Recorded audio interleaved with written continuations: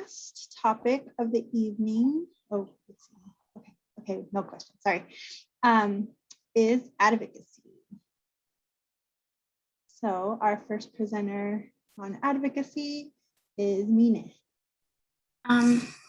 Hello, I'm a second-year PhD student in sociocultural anthropology and doing my minor in medical anthropology.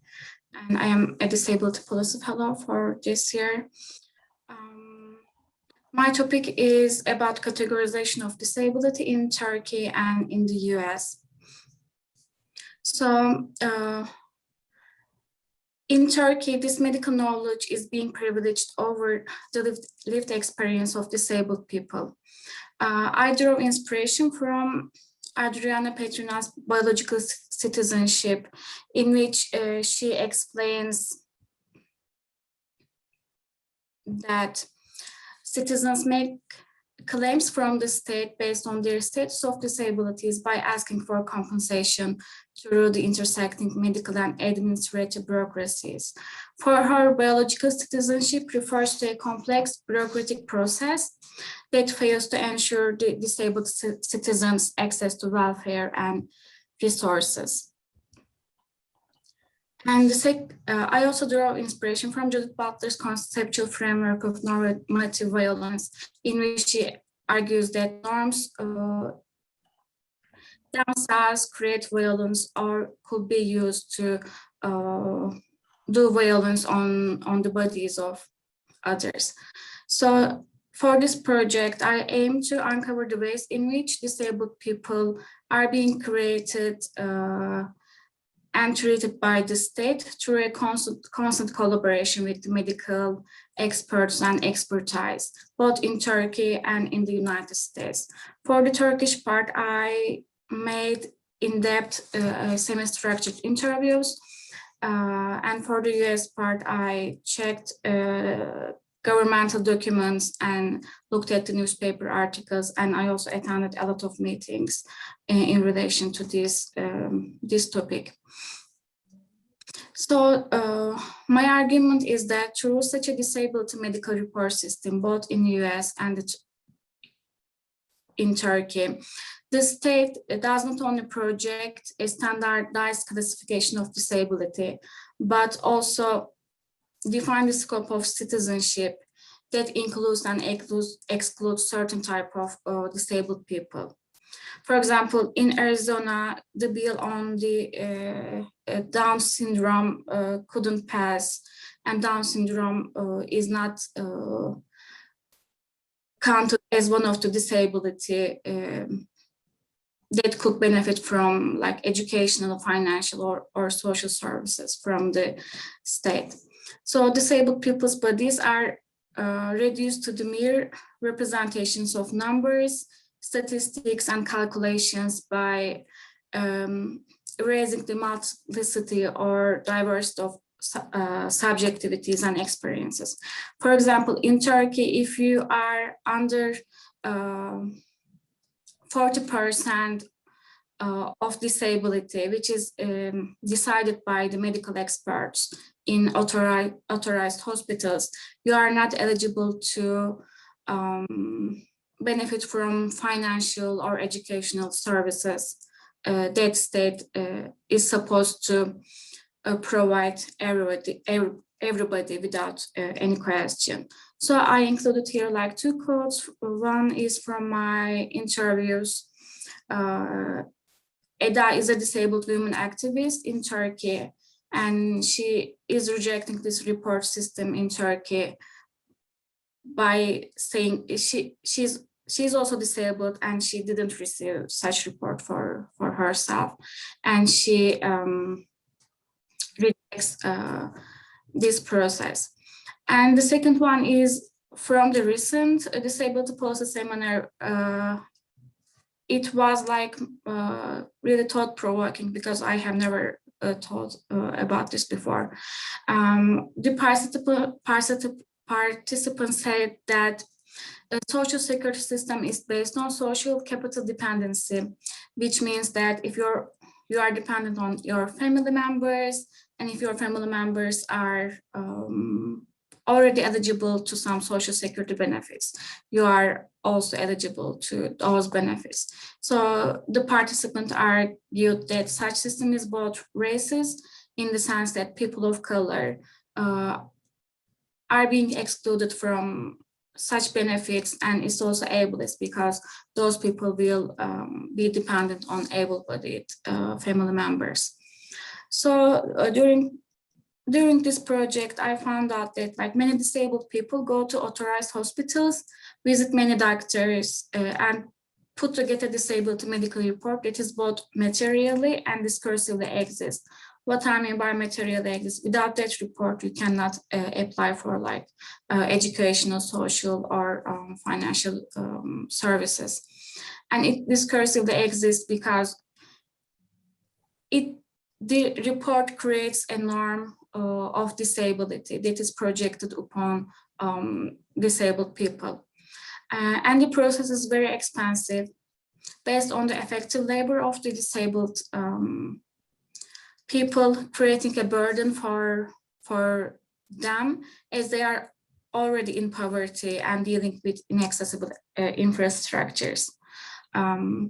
So without such medical classifications and those reports, a disabled person cannot benefit from social, financial, and educational services. And actually, this process is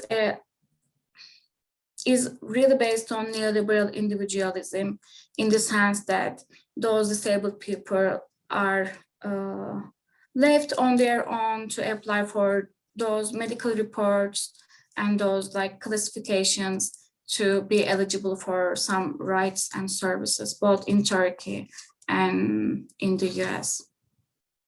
Thank you, Mina. All right, our next presenter is Daniel. I don't see him, Selena. I'm looking at the participant list. Mhm. Okay, why don't we go ahead and move on to the next one? And if we get him back on, we can come back around. Okay, so let's see. Michaela. Hi. So sorry about my lighting.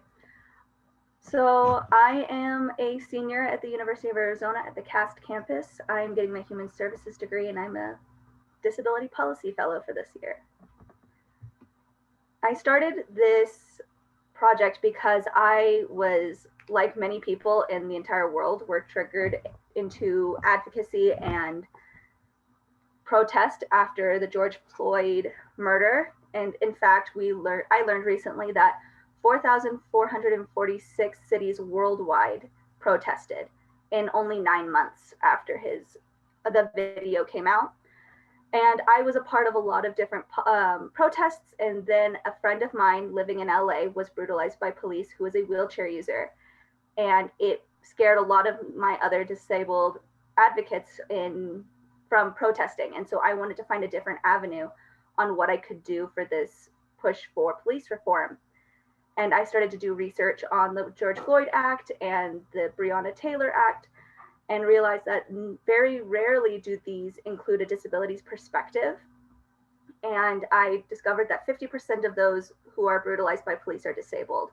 And that is a really large disproportion, and it made me very nervous. So I did more research on any kind of recommendations and in training that police may do for disability and interacting with disabled people. And less than 25% in the last 4 decades were there trainings that lasted longer than 6 months. And those trainings were not performed by people who kept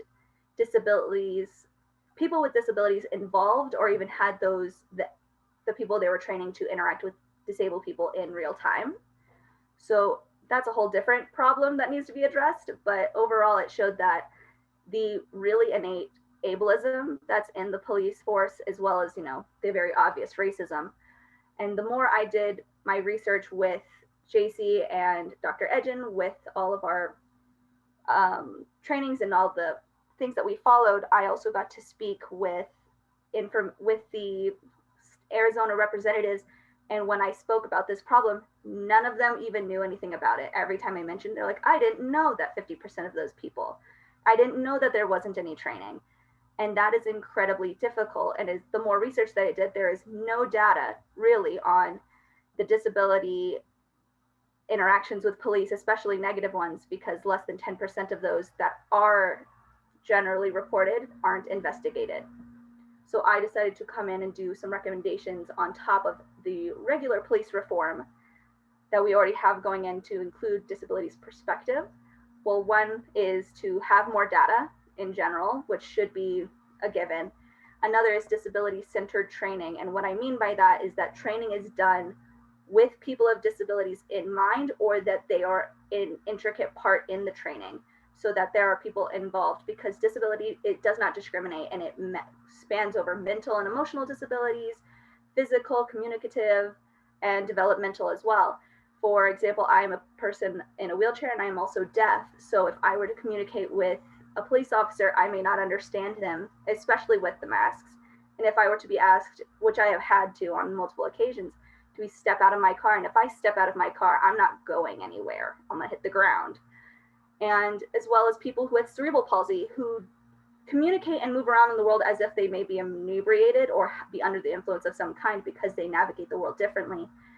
And that can be considered a danger to themselves or others, and put them in more danger because police are not ready to interact with disabled people that way. On top of that, accessible communication training and mental health education and training, to understand that if a person is signing at you, it's not because they're a threat, it's because they're trying to communicate. And mental health education, because those who may be having a panic attack or mental health crises cannot communicate in the way that they would need to, or explain their disability quickly. And that can be very scary, because police often work in a very quick paced manner when interacting with individuals that may or may not be a danger, that not everyone can communicate that quickly, whether they're having a mental health crisis or not. On top of that, I wanted to do investigations on the damage of medical equipment.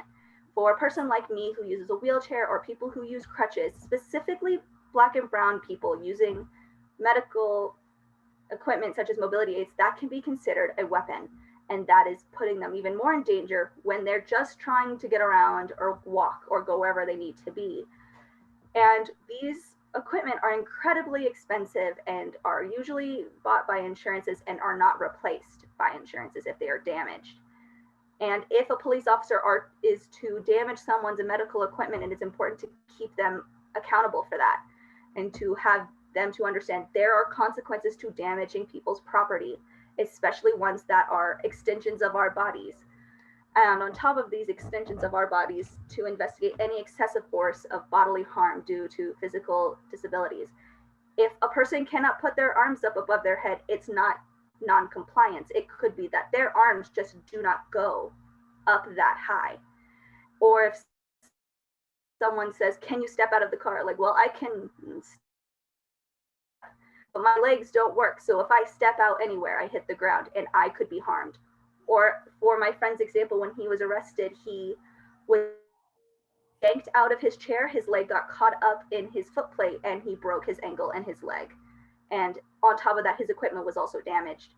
And what I've learned after reading so many things and about police reform and holding accountability, the best way to hold someone accountable is through their wallets. And if someone is to harm someone physically, damage equipment, the police should be responsible for that financial issue. And these recommendations are just scratching the surface on what it is to keep people accountable. And the police reform that we have going on currently is major and super important. But there is 50% of that population who will still be in danger because of lack of training. And I think this was just the beginning of my research, and that I will continue to work on that. But I'm super grateful to both JC and Dr. Edgen for allowing me to really get well in depth into this very difficult and kind of complex topic, especially what's going on right now. But I'm really grateful I had the chance to do that. So yeah.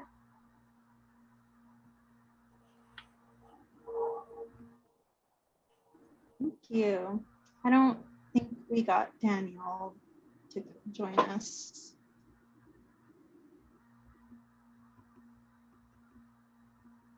We'll move, JC, you're on mute, sorry.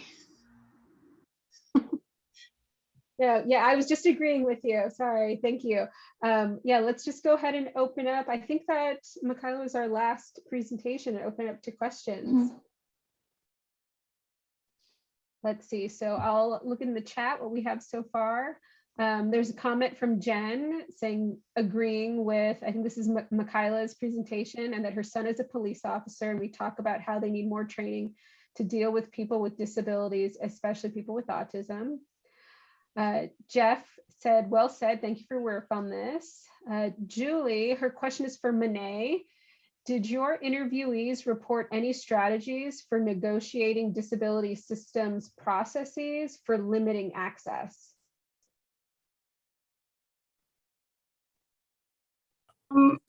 Not really, because the system is really strict. I mean, those medical doctors have a guide in front of them, so they decide based on those guidelines. But one way is like rejecting to get that disability report. And in Turkey, as far as I know, many disability rights organizations are rejecting this report system and advocating for the removal or revision of it. They even like mentioned it in their shadow reports to the UN CRPD.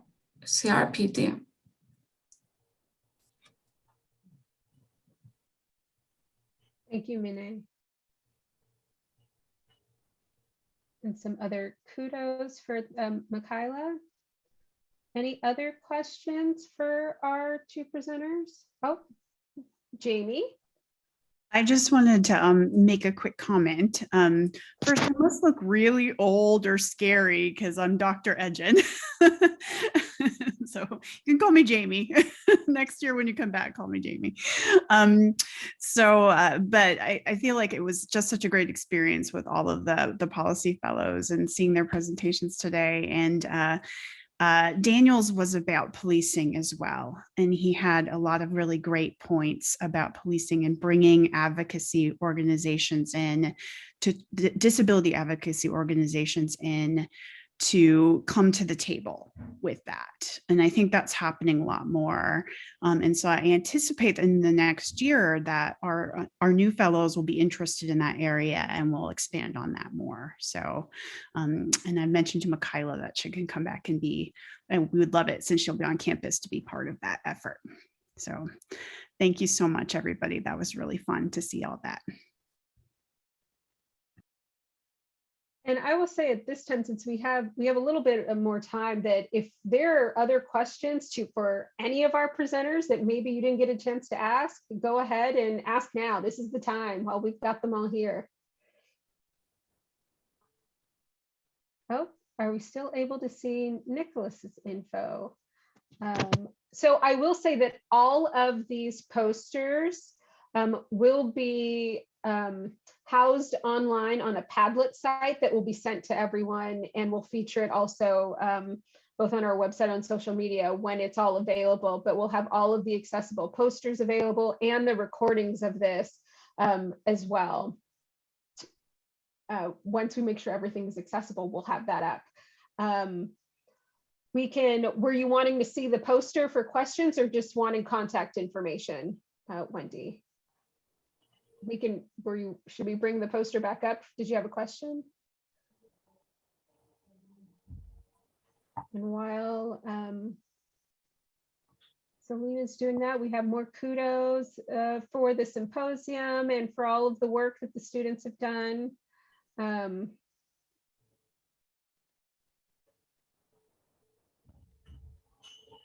Well, yeah, I'm not sure of the specific question. So let's see.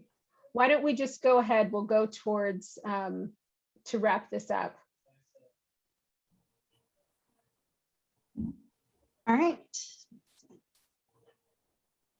All right, so we just want to take a minute to thank our presenters today. You all did a great job.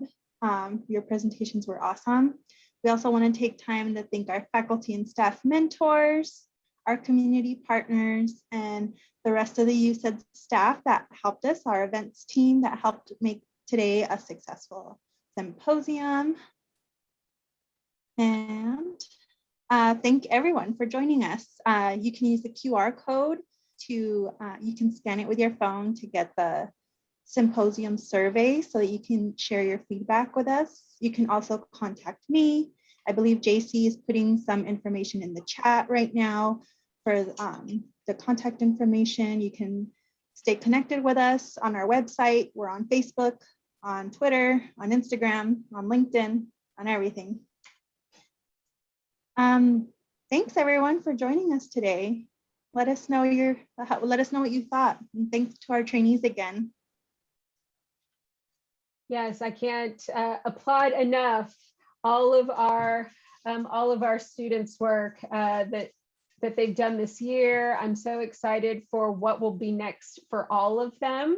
And like I said, we like to hold on to you and keep connected. So expect to hear from us. And as you move forward in your career, know that you can always reach back to us as well in your next steps for in either academically or in your professional career. So thank you everyone for joining us today. And we will be in touch with all of these materials so you can take a closer look at the posters. Thank you. Have a good evening. Thanks everyone. Enjoy the rest of your night.